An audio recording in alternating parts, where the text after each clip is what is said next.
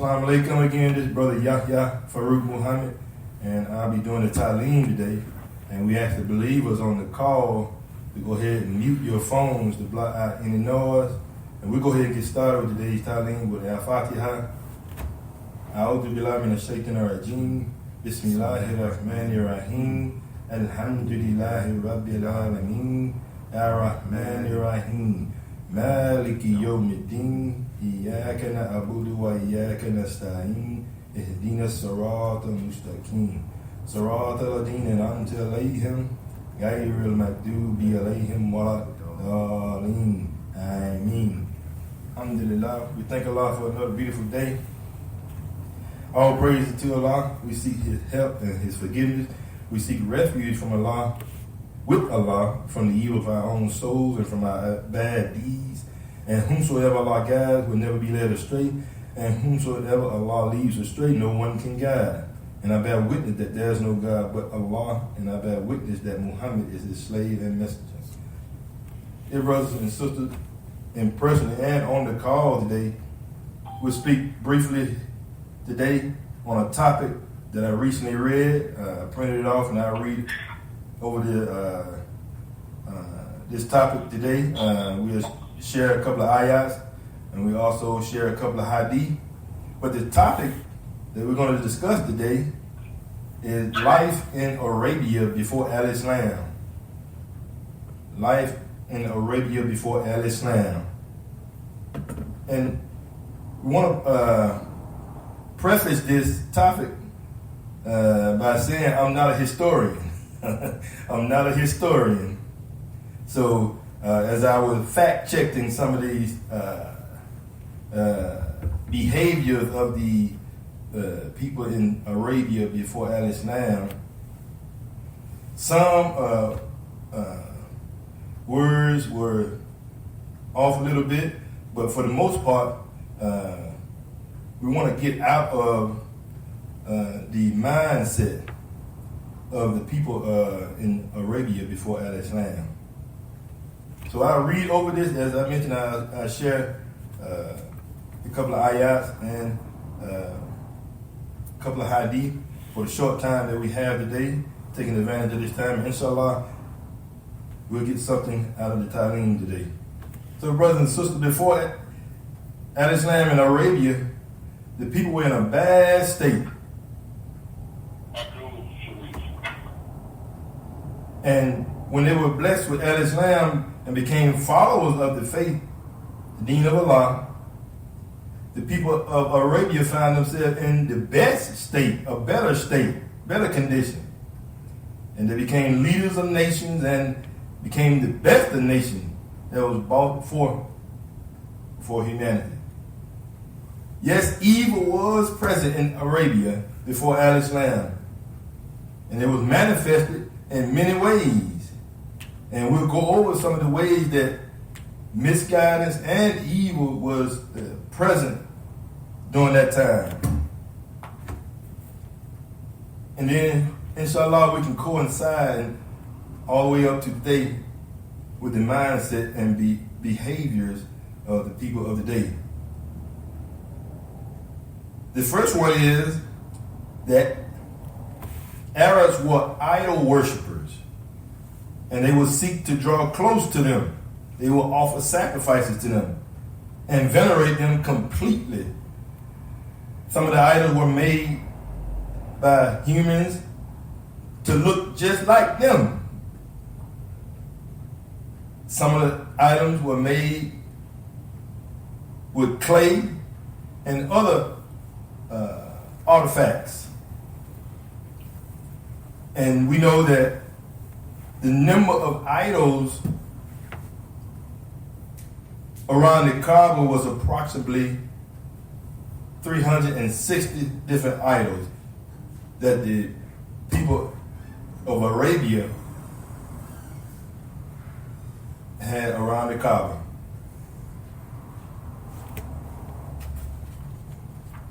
In the Quran, Surah Yunus, Surah 10, Ayah 18, Allah states, A'udhu billahi minash shaitanir rajeem. Allah states, and they worship other than Allah, that which neither harms them nor benefit them. And they say, these are our intercessors with Allah. Surely Allah speaks the truth. And we keep in mind that there were some during the time before Al-Islam that believed in Allah. They believed in Allah, but they associated partners with Allah. And we see that today. There are people on this globe who believe in Allah, God, but they associate a man, a human being, with Allah. Astaghfirullah. Another one is, and we're talking about the misguidance and evil that was in the lives of the people in Arabia before Al-Islam. They used to seek omens. So if one of them wanted to get married or travel or engage in trade, he would throw a bird into the air, and if it flew right, he would go ahead with his plans and would believe that they were good and beneficial. But if the bird flew left, he would cancel his plans and not go ahead with them and would believe that they were bad. Astaghfirullah. And this is one of the many misguidance during the people during that time with the people of Arabia. Now, keep in mind there's many misguidance and evil things that they did at that time, but today, for the sake of time, we'll go over just a few of them. They believe in evil omens. If one of them heard the sound of an owl or saw a crow, he would feel anxious, that is, and believe that some harm would befall him on that day. They would not get married in the month of Shawwal, believing that marriage in that month would not succeed. And this reminds me of one of the omens of the day, where people believe if a black cat go across your car, go across you or someone, that bad things will happen to you. Astaghfirullah. They believe, but we don't believe that. We don't believe that. And the loyalty of the people of Arabia was to different great powers. Some of them were loyal to the Byzantines, others to the Persians, and others to the Ethiopians. In terms of morals, manners, conducts, and customs. And keep in mind, we're talking about evil customs, total misguidance. And in history, we know there was a time of Jahiliyyah. The Arabs would attack and kill one another for the most trivial of reasons. Wars among them would continue for many years, in which the men would be killed and women and children taken captive. One example of this was the War of Al-Basus. And again, I'm not a historian, but I did some fact checking, and a few words are off, but for the most part, what I'm reading here today is actual and factual. So one of the examples was the War of Al-Basus, which lasted 30 years. Some narrations say 40 years. And the war lasted because of a she camel that stepped on the egg of a lark. A lark is a type of bird. The she camel stepped on a type of bird called, the egg of a bird called a lark, and broke it. So something so trivial, two groups of people went to war. Another war was the War of Dahis and Al-Gabra, which lasted for 40 years because one horse beat another horse in a race. And this is the time, again, talking about the time of Jahiliyyah, the morals and manners and conduct and customs of the people of Arabia. Keep in mind, our topic today is life in Arabia before Al-Islam. Life. The morals and manners and the conducts and customs of the people during that time. Again, the Arabs will attack and kill one another for the most trivial.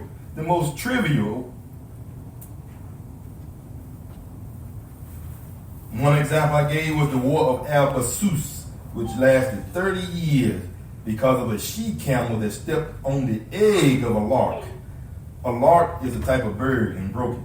Two groups of people went to war for something so trivial.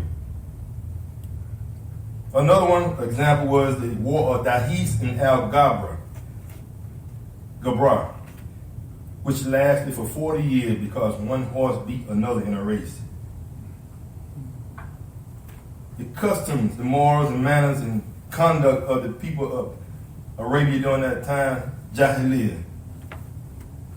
Another one is they did not refrain from eating unclean things. For example, they used to eat the meat of animals that died of natural causes. Sometimes drink their blood. We know as believers, if we see an animal that died of natural causes, we don't just pick that animal and eat it. Some tribes, other than the Quraysh, used to circumambulate the Kaaba, make tawaf, that is, around the Kaaba with no clothes on.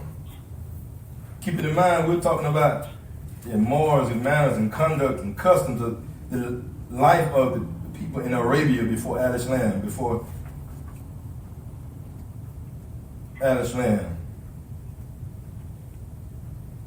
They believed that a garment in which one had committed a sin was not fit to be worn during when they were making tawaf. Zina, fornication and adultery, was widespread among them, along with its consequences, the worst of which was attributing a child to someone other than the husband. In the hadith, it was narrated by Aisha, may Allah be pleased with her, that she was the wife of the Prophet, peace and blessings be upon him, said there were 4 types of marriages during the Jahiliyyah period. Now keep in mind, as I was reading this, I fact-checked some of it, and some of the words are a little bit off, but for the most part, at the end, we'll get the meat out of what we want to learn from this time frame in Arabia, in Jahiliyyah. The first type was like the marriage of the people today. One man would ask another for permission to marry their daughter under their guardianship, of course, ask the father, and would give her a dowry. Okay, alhamdulillah. The second type of marriage was when a man would say to his wife, when she became pure, following her menses, send for so-and-so and have relations with him. Then her husband would stay away from her and not touch her until it became clear that she had gotten pregnant from that man with whom she was intimate with. When her pregnancy became evident, her husband would then go to his wife, and he only did that so that he might have a child with good characteristics. The 2 men, more character. Astaghfirullah.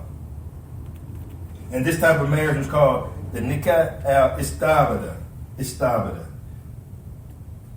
Another type of marriage during the time of Jahiliyyah where a group of men, less than 10, would get together and go to a woman and be intimate with her.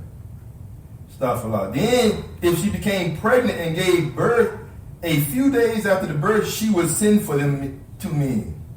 10 men, that is, less than 10 men.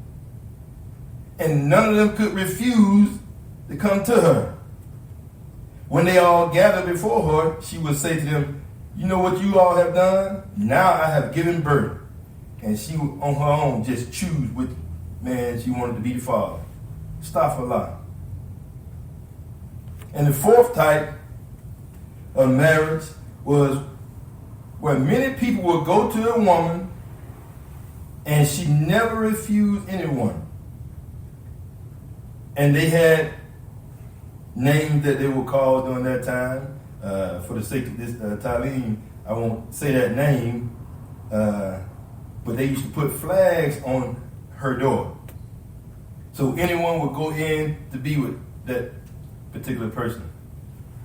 If one of them got the woman pregnant and she gave birth, all those men would be brought together. They would call those who were skilled in recognizing the resemblance of a child, per se a doctor recognizing the child and trying to put it with the man who kind of favored that child.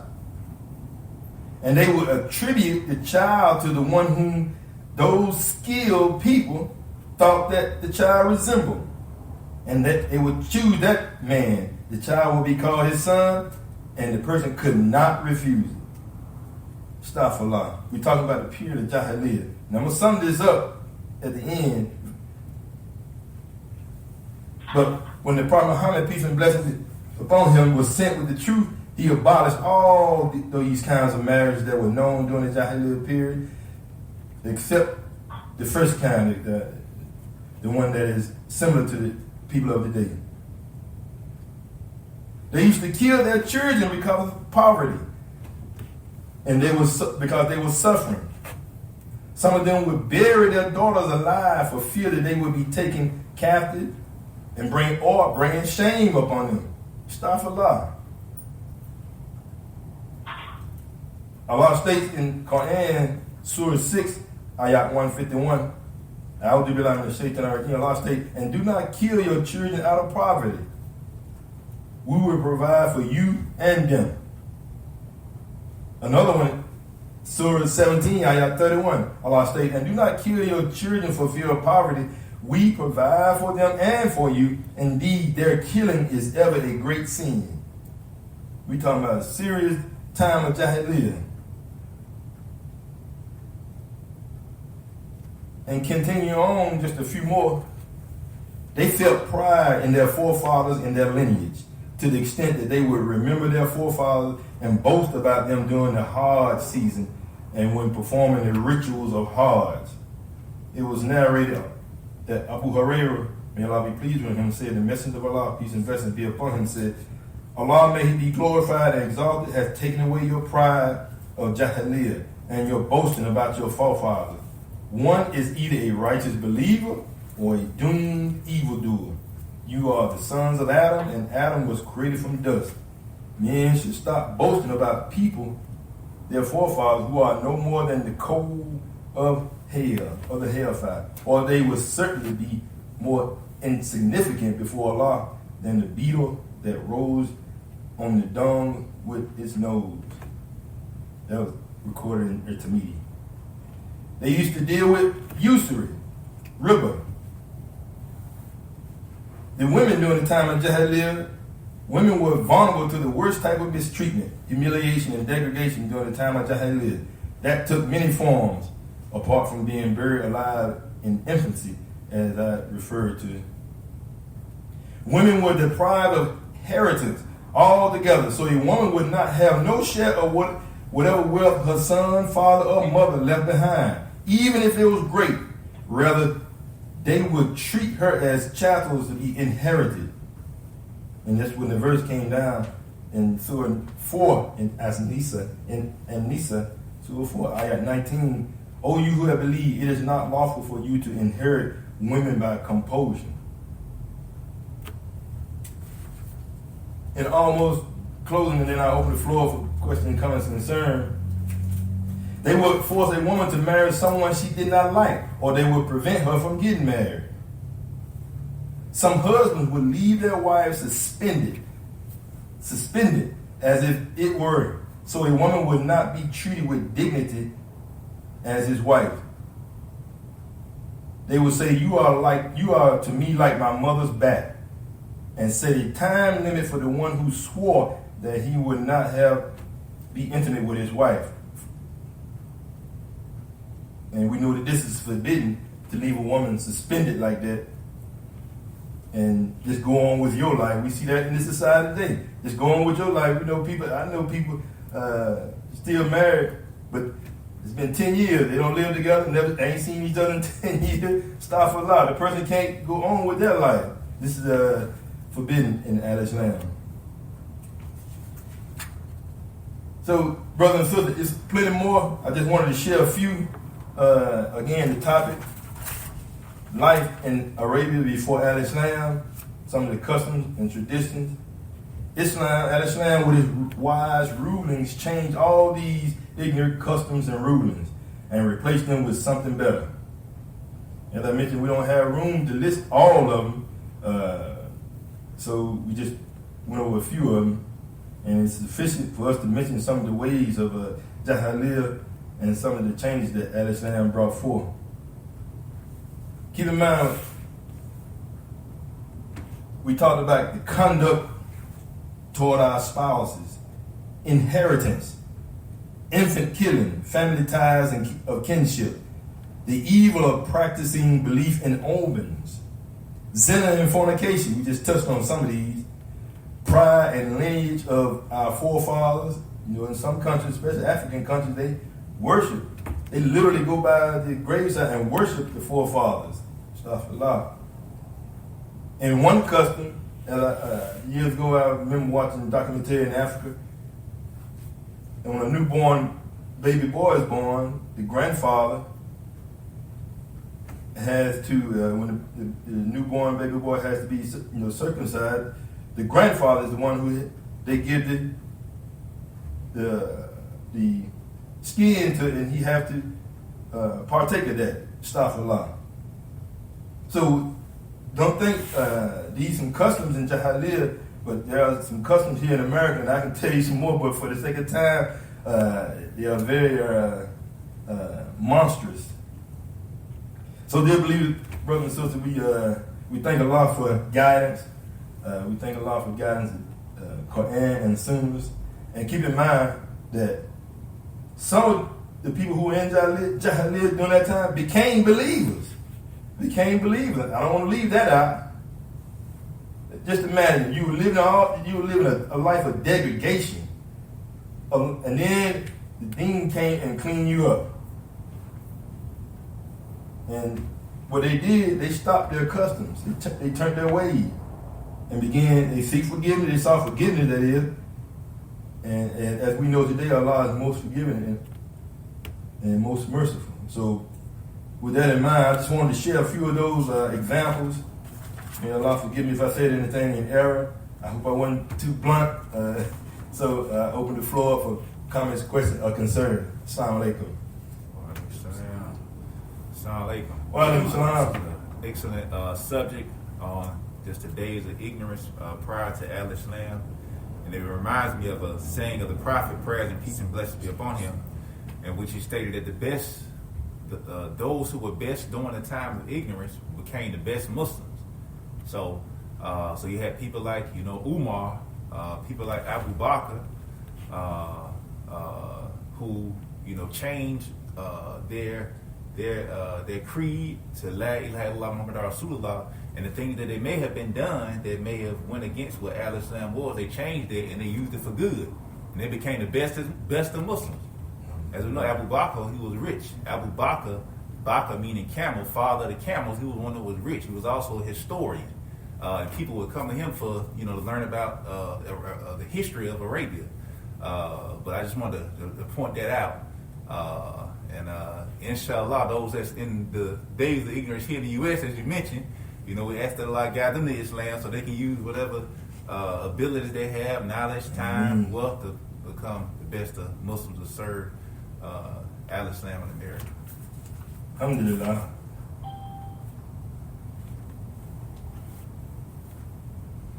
Alhamdulillah. If there are no more comments, questions, or concerns, I just want to add the family ties. I was listening to a lecture years ago in reference to the family ties we have to strike a balance. Because we know there are people in our family who are hard to get along with, very difficult to get along with. So we have to strike a balance and something that is healthy, We don't cut them completely off, but it's something that is healthy. I heard the Imam specifically, Mufti Meek, he said, what is healthy? So be balanced and keep it what is healthy with your family ties, alhamdulillah. So if we don't have any more comments, questions, or concerns, we'll go ahead and close with a short dua. Alhamdulillah. Rabbana atina fid dunya hasanatan wa fil akhirati hasanatan wa qina azaban nar. Oh Allah, give us good in this life and the good in the hereafter, and save us from the chastisement of the hellfire. Ameen. Assalamu alaikum, brothers and sisters. And stand by for a second. Appreciate it. We'll go ahead and do that now. Take care of that now. Assalamu alaikum. We thank Brother Yahya Faruuq Muhammad for excellent ta'aleem on the days of ignorance prior to Al-Islam.